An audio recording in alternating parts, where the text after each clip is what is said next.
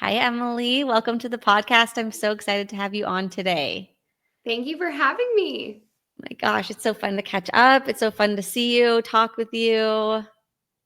I know it has been a really long time, but that's what I love, the benefits of social media is you get to stay connected no matter where we are, and come back on fun topics like this.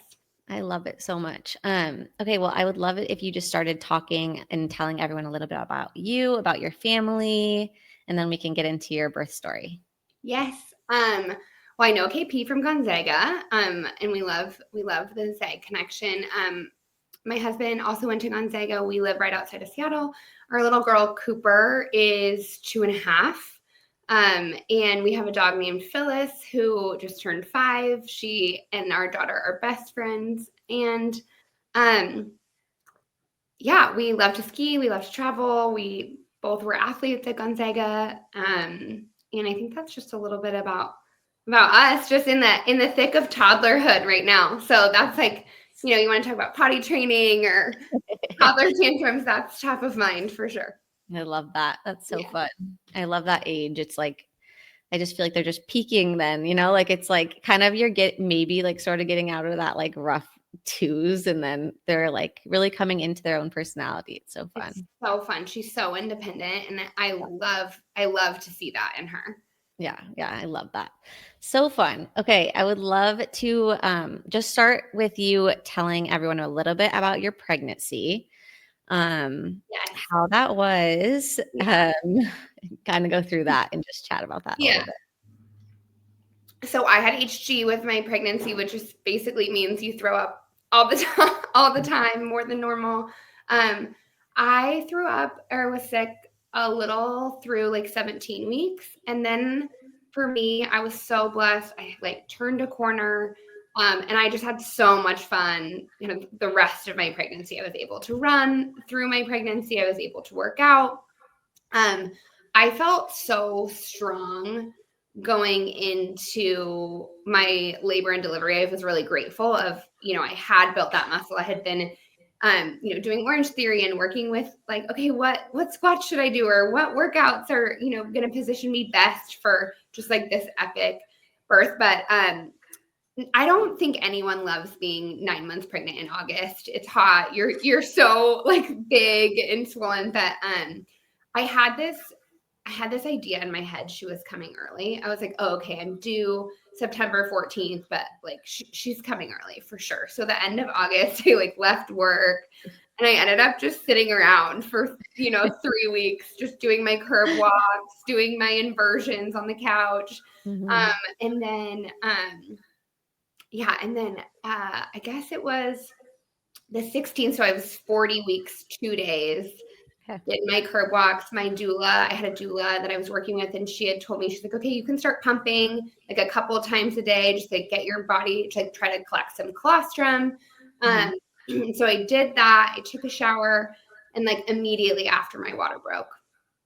And it's funny, you're waiting around that whole period for like labor to start, and then all of a sudden when it does, you're like, oh no, what do I do? Like what do I do now? How am I not prepared for this? So I was were you having contractions, or your water broke first? I had contractions the week before, so much that I was in the tub. I had the doula at the house. I thought I was going into labor kind of a week prior.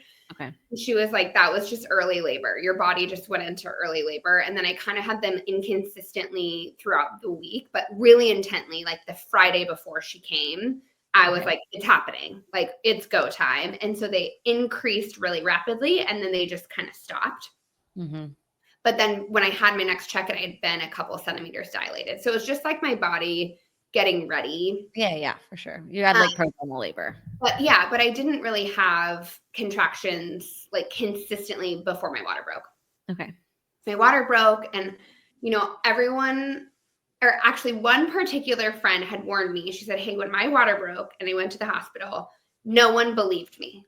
Every single person was like, are you sure you didn't pee your pants? Like, describe it to me. It's like, apparently there's a skepticism. And so you call and you're like, my water broke. And immediately they will describe it to me. Like, what happened? Are you sure you didn't pee yourself? So I was so grateful for that little nugget because like right off the bat, you're in a position of kind of questioning your own experience or what you were feeling in your body. So, right, I think that's what's so great about podcasts like this, or even just doulas, is they can give you that knowledge so that you can feel confident in the experience you're having in your body. Yeah. But I had wanted to labor at home longer. When my water broke, the liquid wasn't clear. Okay. They said, hey, normally we let you hang out at home, but we want you to come in just so we can make sure, there's nothing to worry about. Mm-hmm. So, like dried my hair, like didn't rush by any means. In hindsight, I think I had read Expecting Better. So at that point, I was for sure eating deli sandwiches. So I went to Jimmy John's, like picked up some sandwiches and then got to the hospital. Mm-hmm. And this was like, I think, right off the bat where my doula had influenced my experience. So she's like, hey, they're going to want to put an IV in you the second you get there. Mm-hmm. You do not have to say yes. Like you're going to have an IV in you for the foreseeable future. Like just say, I'm not ready yet. Like, can we wait until later? And so it was great. They were able to monitor different things right when I got there, confirm, yes, your water did break. They do test it to just make sure you didn't make it up. Yeah. And then we just hung out. This is again where I think everyone has a different experience. My doula wasn't there quite yet. And they said, hey, you're not really progressing yet. There's just a pill like called misoprostol we can give you just to like help like move things along. And I think it had been a couple of hours at that point. And so I was like, okay, because I had always heard about Pitocin, like don't do Pitocin if you don't have to, or, but they had like kind of positioned me so as it's not as intense, it'll just help things move along. And so at that point, a couple hours later, my contractions started. I was able to labor in the tub at the hospital, which was great. I was so appreciative that we were at a hospital where that was an option and there, we had our own space. Mm-hmm. I was progressing pretty quickly. And then I got into like some back labor things where in between contractions, I didn't really have rest. I was experiencing contractions in my back. So we were trying to navigate that with my doula of like, okay, what can I do if I'm not experiencing kind of full rest between when these are coming? Mm-hmm. And I think everyone experiences back labor a little bit differently, but basically how I was experiencing is that I would like have my contraction on the front side. And then basically when I would be supposed to rest is I would experience it like kind of in my entire back. And so at about 6 centimeters, they said, like I said, progressed pretty quickly after that. At 6 centimeters, they said, okay, let us know if you're wanting an epidural. And I was like, no, I want an epidural. And they're like, okay, it's about an hour. So like, let us know when you're close to wanting it. And I was like, no, I want that. I want that right now. Like, what do you mean? What do you mean I have to wait an hour? Like things are moving. So that's another thing where, just like have your partner be responsible for checking in with the nurses of, hey, what's the wait time for an epidural? That's like on your list of something like an intervention you may want. Mm-hmm. Like knowing, is it going to be 5 minutes or is it going to be an hour and a half? I think is a helpful data point that maybe you don't have to carry while you're laboring, but it's a great responsibility that your partner can be involved in. And it gives them a task, which I think was great. One thing I loved about our doula is not only was she supporting me, but she gave Sean really practical things to do so that he wasn't just sitting there like, I don't know what to do. Like, I can't take the pain away. I can hold her hand, but like, what can I do that would actually make sense? Like the hip squeezes. I don't know if you talked about those. Like those made a huge difference for me. So then I got my epidural. I was really grateful I could still move with my epidural, which was really awesome. Because once I started pushing at 10, I could get on all fours or I could move on my side. And so I was able to move into many different pushing positions that my doula helped me get into. So I got from 0 to 10 probably over the course of like 9 hours, like about that average of like hour per centimeter-ish. Okay. So we're kind of in the middle of the night when I start pushing. And that was kind of a weird concept for me because, you know, you have an epidural, you think you're pushing, right? And like you are, but then all of a sudden your baby's not progressing. And you're like, okay, well, am I doing it right? You know, you have your playlist in the background and every song kind of has a different mood. And you're like, is this the song my baby's going to be born to? You don't really know like where in the journey is that baby? How close are you? So we're really, really close, crowning, and my baby's shoulder is just stuck. And so they kind of stopped everything. They were so calm. And my doctor came over and she's like, hey, I want to talk to you about like your options. We can do a vacuum, which at that point I don't think I had heard of. They're like, your baby is right here. Yeah. Vacuum we use when like your baby is right here. And it's just like an opportunity for us to get a little bit more momentum to just like get him out. Like we don't usually use that if your baby's not close. Or if we don't feel like it's something. And she's like, we can do that. I think she said 3 times. She's like, we can do it 3 times. And then that's that. So I looked at my doula and my doula was like, yeah, absolutely. Right. Like, and she said, but I just need to like start thinking about it. If we don't get it on the 3rd try, that does mean we're going to need to go do a C-section. Is that okay? I wasn't at that point. I had been pushing for 4 hours. Okay. So my face was really swollen. I just remember my eyes, I would like try to open them, but they were so swollen. And so I think this is the part of my labor where I felt maybe a little bit like claustrophobic of, okay, I had done everything I had expected to happen to this point had happened. Everything I imagined so far had gone as I had imagined. And at this point, before like going into my labor, I had talked to my doula and I talked to friends, and so many people gave me the advice, go in with an idea of the birth plan you want, but hold it with open hands. Because the more that you're set on it going a certain way, the harder it will be to process an alternative outcome. Yeah. And so I knew that. I was like, okay, I want to be healthy. I want this baby to be healthy. But I think all of a sudden I'm like, but I just did all this work. Like, how could all of a sudden now it's going to maybe turn a different direction? Like I progressed, my water broke, I progressed, I pushed. And then after all that, like now it's not going to work. So I think kind of those last 3 big pushes where the vacuum was involved, I think it was just this, like, this is everything I possibly have left in me to give. Yeah. And on the 3rd try, she didn't come out. Her shoulder was just super stuck.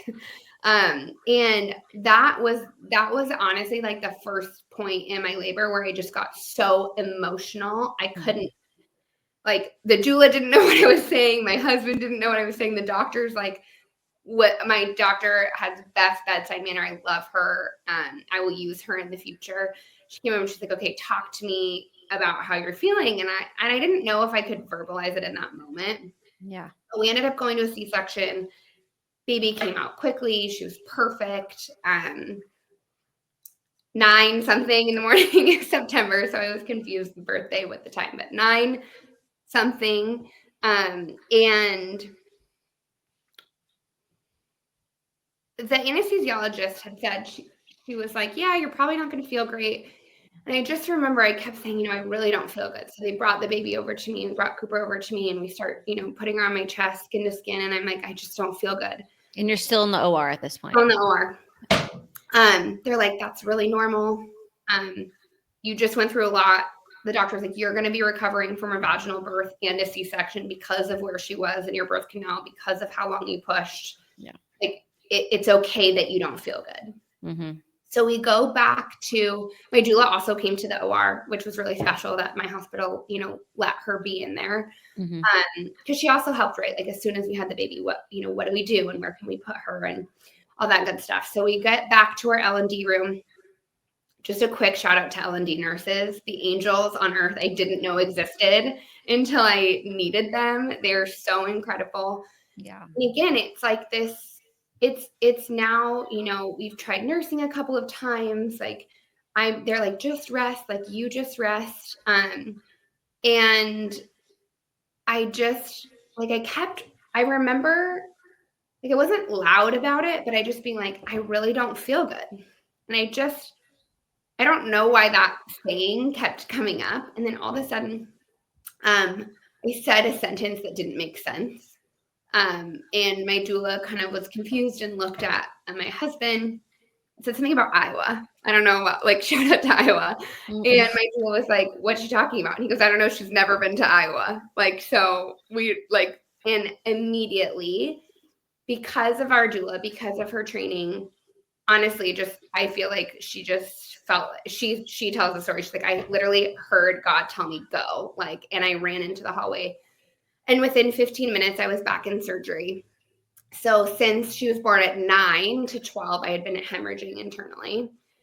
And this is the part where it was like, it's funny to hear Sean's side of the story and like my side of the story, my experiences is he said the nurses walked in, they passed the baby from me to him, and then they just were like, we're going to take her now. Whereas I remember like running down the hallway, getting into the OR, like 15 people like sprinting around me and just it being really chaotic. Yeah. And so what ended up happening is I'd been hemorrhaging. You know, their best guess is that where her shoulder was stuck was rubbing against the side of my uterus that whole time I was pushing, and it ended up rupturing the left side of my uterus. So I had a blood transfusion. I got over 5 units of blood, was intubated and put in the ICU.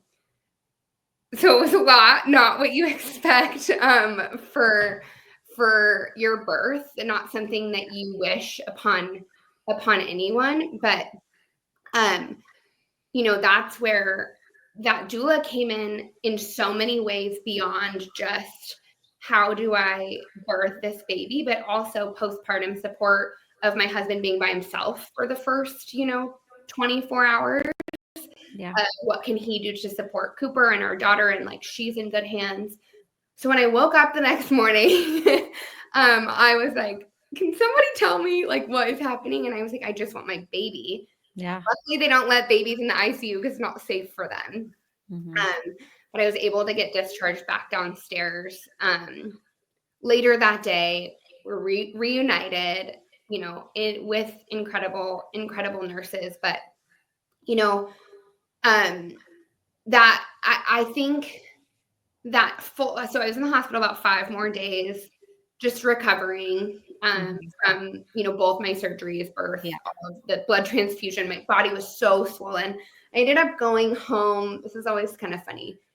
I had like been weighed like right before I went in to give birth, and I ended up coming home weighing more because of how many fluids they just pump with when you know, lose that much blood. You lose it quickly. You know, we talked, you know, no one told me about the night sweats. So if you're out there and you are a woman that has experienced postpartum night sweats, tell your pregnant friends, get them an extra pair of pajamas. Like but one of the things that happened for us was I was finally discharged. I really hadn't processed much at that point. I was, you know, you're in survival mode those first couple of days. How do I breastfeed? You know, the first thing they told me when I woke up in the ICU was, you lost too much blood. You're probably not going to be able to breastfeed. Like, your body's probably not going to produce milk. And we just want to set that expectation. My doula was there when they said that. My husband was sitting right next to her, and she just goes, okay, thank you. They walk out the room and she goes, we don't have to accept that. Like, that could be true, but that doesn't mean we're not going to try. Yeah. You know, it's like all those little moments of just encouragement of that could be true. And that's an okay thing for you to be, you know, aware of, but that doesn't mean we're not going to try. And I was able to nurse, like, miraculously, my milk came in about 2 days later. And so we got discharged, and our doula had put us in touch with a lactation consultant to come to the house. And again, it was like that same phrase that just like, I feel like encapsulates my birth experience. I was like, yeah, I'm not feeling good, but I'm on bed rest. I don't think I'm going to feel that great. And she takes my temperature, takes my pulse. We'd been home for about 24 hours. So my mom had come over, unpacked everything, threw a bunch of stuff away. Being in the hospital is just gross. I'm like, I don't want that anymore. And our lactation consultant was like, you need to go back to the hospital. I remember Sean being like, are you sure? We just got home, and when I got back to the hospital, my resting heart rate was like 180. Nice. And they originally in the ER misdiagnosed me with a uterine infection. And again, I'm on the phone with the doula, and she's like, that just doesn't sound right to me. You've been on antibiotics, with your blood transfusion, like that, your symptoms aren't matching up for me. She's like, can you ask them to page OB? Say, before you admit me, before you diagnose me, can you please? And they weren't just like doing that. Like they didn't think like, oh, you just came from there. They sent me to a CT scan to make sure that I wasn't hemorrhaging again.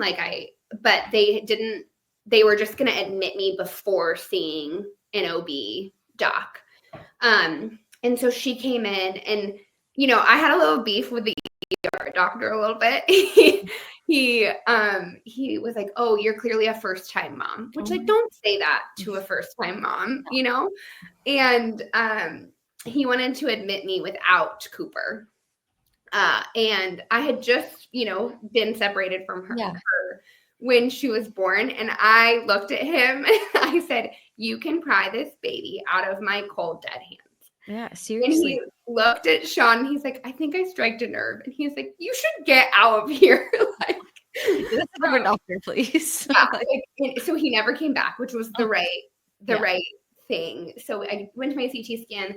I asked them to page OB. OB came, and it was really hard because they had to do a vaginal exam, and I'm 6 days postpartum. And so she was incredible. She's like, this is going to be hard. This is probably going to be emotional, but I have to do this so that we can figure out what's going on with you. Yeah. And then she looked at my chart. She read through my full history, and she's like, you do not have a uterine infection. You have postpartum preeclampsia.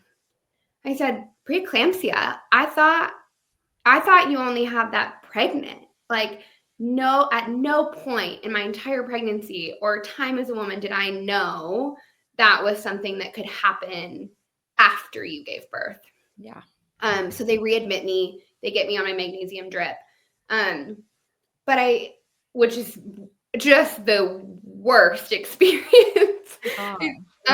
But it's what's needed, and one of the things, when I've been following just your work as a doula and your podcast and like sharing birth stories, it's like the two things that I just really, really want women to know is the first is C-sections can sometimes be a result of too many and too much early intervention. Mm-hmm. Yes, we don't want that, right? Like we don't want C-sections that are unnecessary. Yeah. But sometimes they just are. Sometimes you can do everything right. You can have that advocate in the room. You can be in the best shape. You can do the workouts. The baby could be in the right position, but just off a little bit. Yeah. And a C-section is what's going to keep your baby alive and what's going to keep you alive. And like, that's okay. Yeah. 100%. And I experienced so much shame afterwards, like feeling like I had failed or like my body had failed me. Mm-hmm. And I remember at one point, Sean being like, where do you think that comes from? And I'm like, I don't know. Like, it just is this, maybe it's a stigma, maybe it's comments, but like, I just want to give like anyone that hears this, even if it's just one person, like sometimes that's just okay. And it's the best outcome. And I think the second one is like, what is preeclampsia and how do you advocate for yourself and know that it is a risk, and how does it present? How can it present itself so that because it's such a scary complication. Yes. That, so then we finally made it home 3 more days in the hospital. We made it home. I think she was 10 days old. And they let her stay with you. Yes, we were readmitted to the same room we had just left. Oh my gosh. Oh my gosh, bless your heart. I am still friends with some of my recovery nurses because we spent so much time with them. And I'm so grateful to be here, right? Like, one of the things that was really interesting was I was supposed to deliver at a different hospital. About 15 weeks, I was struggling with HG. I wasn't connecting with my doctor. And I was like, I don't feel good about this. So I switched doctors, which then in turn switched hospitals. Mm-hmm. And the hospital I was supposed to deliver at would not have been able to handle my blood transfusion complication. And so there's just, everything in your journey will always happen the way it's meant to. But I think it's a good reminder, even if you're the healthiest individual, like, it's good to be somewhere that you can trust, whether it's a NICU support for your baby or, trauma support for you. I just highly recommend that. Yeah, no, I think that's really great advice, because also just the fact that you realize okay, I don't have a good relationship with my doctor. I don't feel comfortable with this. And you took the time to figure it out and switch. And we're not just complacent and oh, well, it's fine, I'll just make it through. Because a lot of people do that, and I think that makes a huge difference. Just that in itself, having someone that you trust, that you feel comfortable with is the biggest thing, and I mean, where your voice feels heard. Yes. Yeah. It's that's, I think, the biggest thing. That's where I think doulas are so helpful, right? Because they can hear your voice. They can validate you. Yeah. At least that was my experience. I love our doula. Yeah, no, I love that. That's amazing. Yeah. She sounds amazing. She is amazing. I love that. But I also loved the point you made about this, going back kind of far, but about how she was very empowering to Sean too, because I think that's a big thing that I focus on a lot with my clients is especially because I'm doing virtual work right now. So I have to do it this way. But even if I were in person doing working with people, it's the same. It's I want the partner to feel empowered and to feel like they're supporting, because I think a lot of times, I love, all doulas are amazing. They really are. They're truly amazing. Yeah. But I think sometimes they can take over a little bit, and then the support person's kind of just sitting in the corner. What do I do? Yes. I honestly, and I loved my doula with Declan, but I did feel a little bit like that. I said to Kevin the other day, I was I kind of felt I don't really remember you in the birth, you there. Yeah. Remind me you there. Yeah.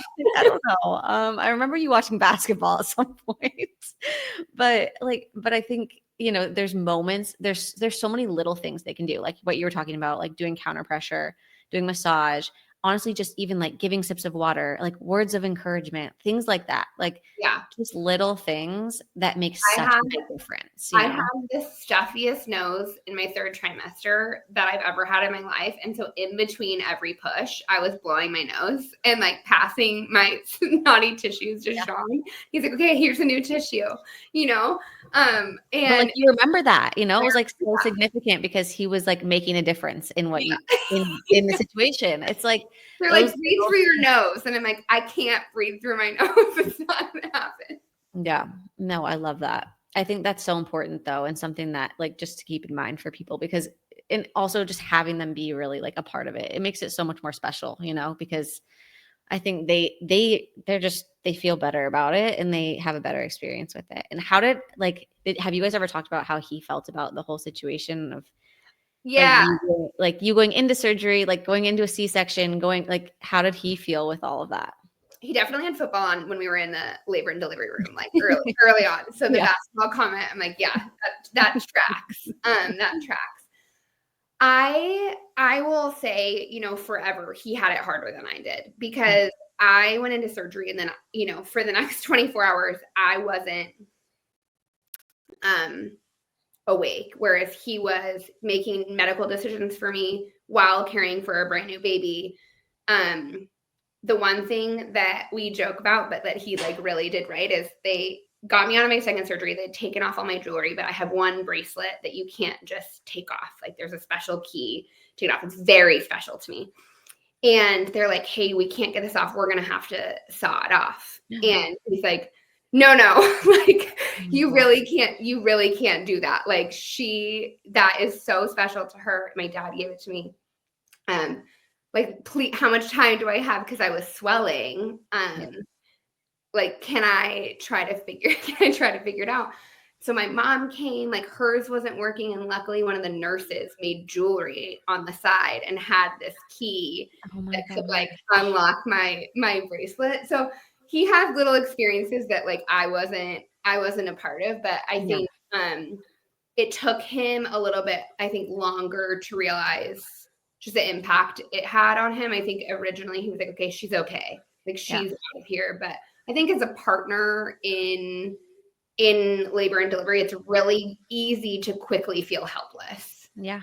And so I think, between the doula, between taking care of Cooper, it was really beautiful just how naturally he stepped into taking over things. Like, okay, I can do this. Instead of focusing on what he couldn't do, he was focusing on what can I do to make a difference. And it was such a beautiful shift in our marriage. Like, I just can't describe that enough. But I know, postpartum was really hard for me. Like I'd have these moments where I would just get really emotional and think like, can I do this? Like, I love this baby, but like, what just happened to my body? Yeah. And he would just be right there and he'd be like, okay, what do you need? And like, do you need to nap? Do you need to just hold her? Like, let's have some coconut water. Like, highly recommend, coconut water postpartum to get you hydrated back. But I think that our culture talks so much about like the negative side of having kids, maybe on a marriage or on your lifestyle. And I just think it would be really cool if we started talking about just how beautiful it can be, to just like the depth that it can bring to a marriage and the way you depend on one another in a different way. It's like not codependency, but it's like this beautiful dependence to then raise this baby.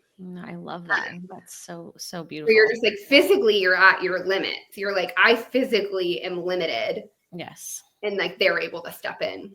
Yeah, I love that. Well, and he's clearly very supportive too. I think, yes. There's unfortunately there's people that don't have that, which is really hard, I think, because it really does fall a lot on the woman a lot of the time. And I've had this conversation a lot with girls over here too, like just, with the lifestyle of, and it's not just like not being available. Yeah. Just like they're not around at the same and whatever, but that can happen for everyone. Cause guys go back to work and they're just not home. They're not home the same amount of time. But like just to have them when they have those moments. And that's what I always like talk to my clients about when I'm working with them is I'm like to the partner, like I'm talking to them.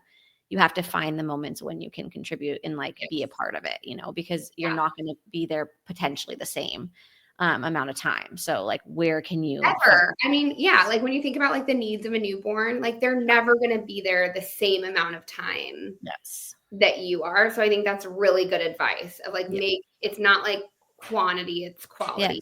Yeah. It's like just being intentional with it too, But I still think there was like a little bit of shock on his part too, of like all of a sudden I'm responsible for this little person. And like, I think it was probably when she was closer to like 8 or 9 months old when he really was like, okay, I really got to work through the fact that I almost lost you. And,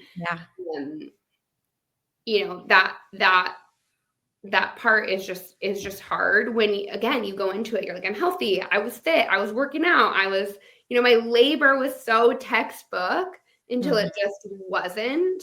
Yeah. And that's why I think the more that you can just learn ahead of time or have like that doula presence, like just makes such a difference. Yeah. Yeah. No, I think that's so true. And was there anything that you did like postpartum? Did you guys go to therapy? Did you have like, was it just prayer? Was it like, what was it like leaning into each other? Yeah. I actually had really bad postpartum, like PTSD, particularly from being separated from Cooper. So I had a really hard time. I think this is something that people struggle with, like normally, like when other people hold your baby, I just couldn't leave her. So like I would maybe be okay if someone was holding her for a little bit. But like, I remember we hired, our first nanny. She's a really good friend of ours. And we hired her a little bit before I went back to work so that I could practice. And there was one time where I said, okay, I'm going to go to the gym. I'm going to go on a walk. She's like, okay. And like 45 minutes later, she's like, okay, are you going to go? And it's like 3 hours later, and then she was going home, and I just couldn't do it. And that was, I think, my first work trip. I brought her with me, with our nanny. I was like, you're all coming down. But I did go to therapy for the PTSD. I had a therapist that I really trusted. She really helped me understand what PTSD is. It's when you experience trauma. I'm not an expert, but like what I learned, right? The part of your brain that is present tense is in the front part of your brain. Past tense is in the back part of your brain. When you're triggered by a trauma response, it's as if it's happening today. So it didn't matter how much time had passed since her birth. My experience was that I wasn't going to be able to be with her. Was just as real in that moment. And so you have to do the work to like take it to the past tense, like remind your brain that's not like I'm with her now. No one's preventing me from being with her. Cause that was part of being in the ICU that was so hard for me, is like I couldn't get to her. And it was like this, I was like, get me to my baby,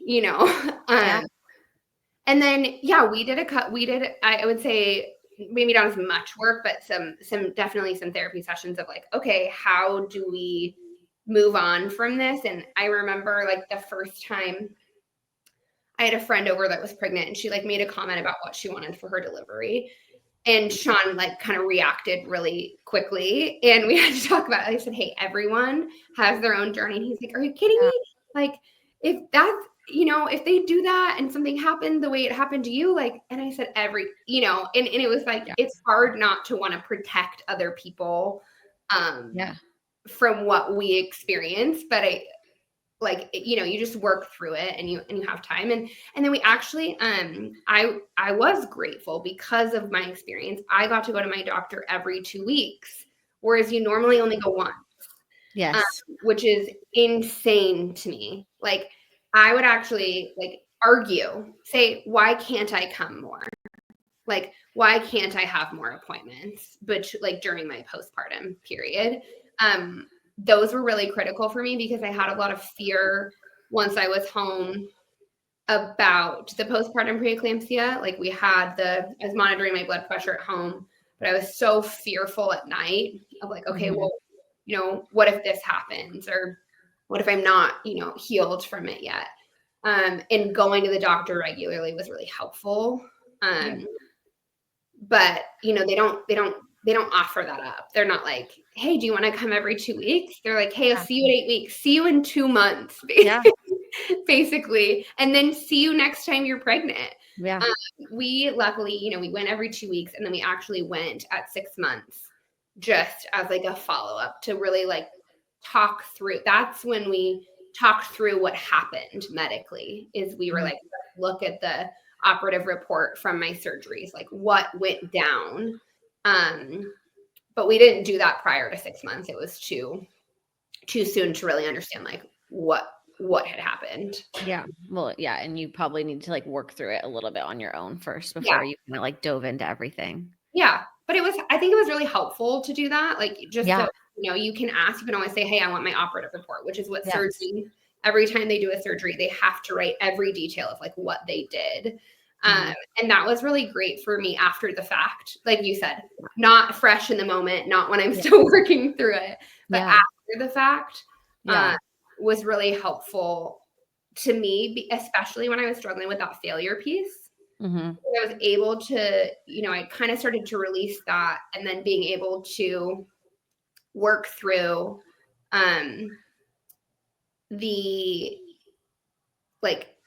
the medical reason for my C-section, and it had nothing to do with like my body failing me. Yes. And so, that was really great. But I mean, you mentioned prayer. I think faith was a huge thing for us. You know, we look back and we just feel like God's hand was on so many different pieces of it. And we can't ever like tell that story without kind of, one of the things that I think is really cool is when I was pregnant with Cooper is I felt like her life or like my pregnancy was being marked by this, like, you will see the goodness of God. And so we prayed that for her whole pregnancy. We played that song when she was born. Mm-hmm. And then a friend a week later, she said, hey, did you know that was the verse of the day in the Bible app when she was born? Oh my gosh. And it's like that Bible app is a global app. You know, you don't get to just like send a note, hey, can you make it this day? You know, and I think that like that tiny little story for us really helped us to know everything happened that day for a reason. Yeah. And, you know, the fact that I could talk about it today and like not cry, I feel like is really good progress. No, amazing. Honestly. Yeah. But I think more than anything, I just want, maybe told you, I just had a friend who had postpartum preeclampsia, and it was kind of this caught off guard moment. A nurse happened to catch it when she was getting discharged. And I think our stories are so powerful because they can help other people, but we have to be vulnerable enough to share them. 100%. Yeah. For that. So thanks for giving me the chance, you know. Oh my gosh. No, I'm so grateful to you for sharing it, because it's so true. It's like, we really can help so many other women and couples like going through these experiences. Yeah, but like the vulnerability to have to like think back about this and like, you know, it's debriefing and thinking, you know, remembering all of these things. It's hard, you know, when you go through that, especially your story. It's like there's just so many layers to it. So I'm really grateful. There's good things too, like the gummy bears at our hospital are the best gummy bears in the world. Like, and you can eat all the gummy bears in the world when you're, you know, in labor and delivery. And so there's little things that we look back on and, you know, have to laugh about, and there's still joy. But, you know, so it was this summer. So Cooper, 2 years after birth, we were on an airplane to Pittsburgh, Pennsylvania, which, like I said, we were in Seattle, so not anywhere near where we're from. And this woman came up to us and said, hey, you know, sorry to bother you, but did you deliver at Swedish in Issaquah? I was one of your nurses. Oh my God. And it was so cool. She's like, I remember your story. It's so cool to see, you know, how big she is and you guys are thriving. And it was so special, you know, to have one of our many nurses, you know, connect like fully. It was right before her second birthday. So that's amazing. You know, years later. Yeah. That is so cool. I love that so much. So I just have a question about going into, you know, when you are thinking about getting pregnant again, have you talked with your doctor about your options as far as like VBAC, repeat C-section and that sort of thing? Yeah, that's a good question. So we did the 6-month follow-up where we just were like, hey, I want to know like what happened. And then we went back to her again right when our daughter turned 1 to have the conversation again in person. Is it safe for us to have another baby? Yep. Preeclampsia wise, like delivery wise, like, is it safe? And she was so great. She walked through each complication that we had, the chances of it happening again, like different precautions that we can take. What's really interesting about the preeclampsia that I learned is kind of 2 things. One, because I had COVID in my first trimester with Cooper, they put me on baby aspirin my whole pregnancy. Wow. And so it could have masked my preeclampsia during pregnancy. So that's kind of one aspect, because, you know, baby aspirin keeps your blood pressure low. Mm-hmm. Or it's very common to develop postpartum preeclampsia after a blood transfusion. Mm-hmm. I had so much blood transfused that your body isn't able to like regulate the blood pressure. So she's like, I can't tell you whether or not you're predispositioned to preeclampsia risk or whether it's a result of your transfusion. She's like, but we would monitor that. Mm-hmm. So if I get pregnant again, I will be on baby aspirin again, you know, like, so there's little things like that, as it goes to a VBAC, even though I just told you my whole story, I loved labor. I thought it was so empowering. Like, I'm woman, hear me roar, look at what my body can do. This is what I trained for. You know, I mentioned I was an athlete. I ran at Gonzaga, and I think when you're a distance runner, you just have this like mentality of like push, like I can do it, just like push me. And so I loved labor. I really wanted to labor again. With what I learned about VBACs is a lot of time when you're evaluating the risk after a C-section is how long has it been? Has the scar on the front of your uterus had, not the outside, not your belly, but like the front of your uterus had time to recover. And so that's why they usually say, you know, wait at least a year after you have a C-section. For me, I have 2 scars on the front of my uterus from, you know, my C-section. Then when I went back in to stop the bleeding, and she's like, so technically you're a 3-peat. Like you would be evaluated as a 3-peat risk. She's like, that doesn't concern me. You're so strong. The front of your uterus is strong. Where I won't be a candidate for a VBAC is the left side of my uterus ruptured. When they went in to stop the bleeding, they sewed that up real good. And the sides of our uterus aren't as strong. And so my risk of rupture is high because of the left side, not the front. I, you know, of course I'd love to labor again. I think that, you know, when I talked to my doctor about it, I had prayed, I was like, I just want it to be clear. And at that point, she'd sent my case to all 8 OBs in her practice. And she particularly calls herself and one other. They're like, we're the Wild West. Like, we will do a VBAC 99% of the time. And they said, but none of them felt I was a candidate for it. And so I think it's actually just a further opportunity for me to release my identity of failing or succeeding in delivery. And it's what's safest for my baby. It's what's safest for me. And it's a beautiful thing that I'll get to experience a C-section that's not an emergent one. And it's not after laboring as long as I did. I just had a friend who had her second C-section. She had a tough one at the beginning, and she said it was really redemptive. And I love that word. Like, I look forward to having a redemptive experience, but most importantly, I just don't want fear to cloud my vision. Like when, I had a pregnant friend over the other day, and she goes, hey, can you tell me like your birth story? And I said, I am happy to, but I don't want, like, mine was complicated and it's very like rare. I don't want you to have that in your mind right before you deliver. Maybe we can talk about it after you deliver. Like, I think you have to have that judgment of not instilling fear in people, but like educating them, you know?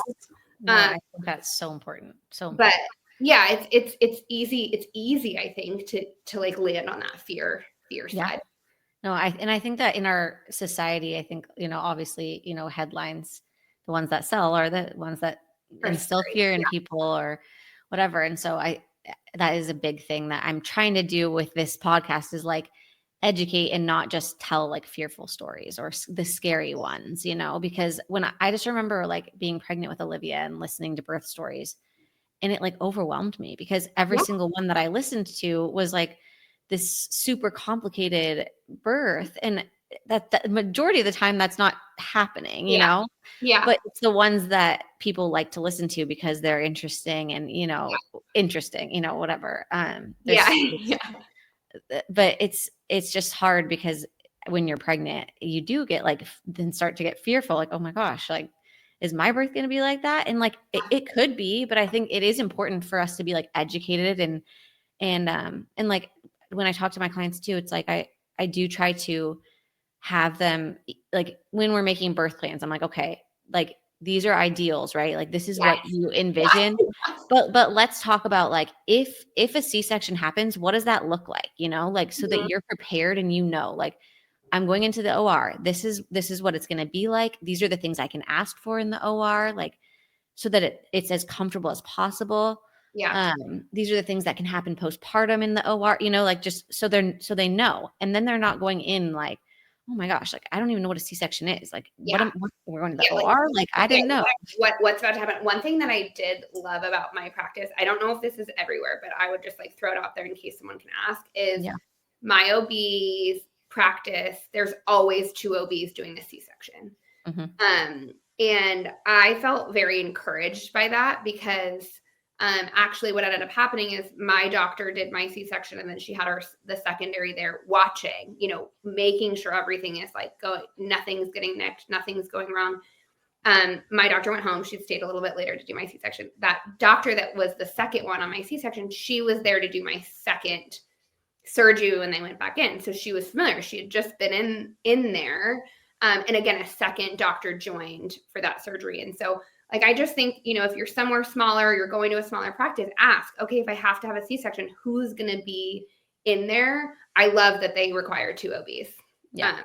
I think that's, a luxury probably, but it made me feel really good. Yeah, no, I love that. I think that's amazing that they did that. I think I'm trying to think about mine in Spain now. I'm like, I think that there were 2 doctors. I think it was my doctor and there was another doctor. Yeah. You would think like maybe that's like what they would do, but also, when but you're I busy, know, like, I think too, like if you have a midwife, like if you hire a midwife rather than having an OB, I think the midwife is going in there. So then I don't know if there's like 2 OBs or if it's like a midwife and an OB. Yeah. That makes sense. But yeah, no, I think that's important. And do you remember, like, I mean, I feel like your C-section happened like so fast and, it was like quick. Do you remember, like, did they have both of your hands like tied down? Like what kinds of things did they do in the OR? Were you able to listen to music? Like, was it that type of setting or? So someone just asked me this. I don't remember the music question. I know my doula was there and she took photos, which was really beautiful. So I have photos from her birth. I know I was holding Sean's hand. He was really close to me. So I knew I had both my hands. I was able to keep on, like I had just like a Lulu sports bra that I was laboring in. I was able to keep that on. I don't remember much. Like, I actually think from when they decided that I was having a C-section to when I had it, I would be curious, like, to maybe ask my doula, how long was that? Yeah. Because in my mind, it was really fast, but it wasn't like I wasn't under distress. The baby wasn't under distress. So it wasn't like as chaotic as I recall, obviously. Yeah. One being, it was very calm. Everyone was very calm. My anesthesiologist was lovely. And I remember being really grateful that I couldn't see what they were doing. Like, there's like a little window that they show you the baby in, like right when she's in the world. And then, but I felt like we were in the OR for, I don't know. Isn't that funny? Like my sense of time. No, but it makes sense. Like, I feel like I was the same way with my first 2. And I feel like most people that have C-sections feel that way. It's like the time kind of, because it's like overwhelming. Yes. Especially if you go into it and it's like, it's not a planned C-section. Like you're laboring, you're expecting it to be this one way and then it changes. You have to like change your mentality really quickly. Yes. So like, that's where I'm excited for you. Like, in the future, if you choose to have another child and you like go into a C-section, you will have like your mentality will be so different, right? Because you're planning for it and you can choose those things. You can have music playing, you can have those things and you'll remember it so much better, I think, because you're able to prepare in that way, Yes. Yeah. No. And I think that's what's so beautiful about the relationship that I was able to create with my OB. Yeah. Is I trusted her so much by the time that delivery came, even though I didn't switch till I was, I think, 16 or 17 weeks. I clicked with her right away. I got to meet some of the other women in her practice. I really respected them, like their perspective on birth and intervention. And so by the time then you get to delivery, I did have a doula there to help me advocate for my voice, but I also I didn't feel like I was working against the doctor. Yeah. And I think sometimes that's really hard because you could be with these practices where there's a ton of OBs. At the time, my practice was only 5. So I knew I was going to get one of 5. Mm-hmm. What's weird about the other Swedish offices is you get one of 100. Oh my gosh. And so you have to, I think that's again where having those conversations with your doula can build that trust so that you have someone in that room to help you navigate those decisions. Yeah. It is wild. I bet from when you get to the hospital to from when you leave, I'm not a scientist, there's got to be at least 1 million decisions you make. No, I know there are so many. And Like, honestly, I think if you don't do like any education beforehand, like you have literally no idea yes. what you're walking into, because there are so many things that come up, and like if you don't know the things, you're like, what? Yeah. Yeah. You know, like I don't know what that is. Okay, sure, just Yeah. okay. Like, okay, I don't want to wear your hospital gown. Is that allowed? Yes. Yeah. Of course that's allowed. You do not have to wear this if you do not want to. You know, like a little tiny decision, but it made I was so much more comfortable not in that. Yes. And I just feel like I always get tangled, you know, and so a sports bra was comfortable for me and I could move around and I had a blast, like I said, until I didn't. Yeah. No, but I'm so thankful that all of I mean, everything worked out, and you did have like so many people advocating for you and like helping you through everything too, which is amazing. Yeah. I mean, really, like, really incredible. And the fact that So many miracles. We're so blessed. Yes. And we just, our biggest prayer is that, you know, if we do share our story, that people can learn from it and, you know, their outcome might be different because of something we've shared or experienced. Or if something doesn't go right, then they are more empowered to feel okay about it.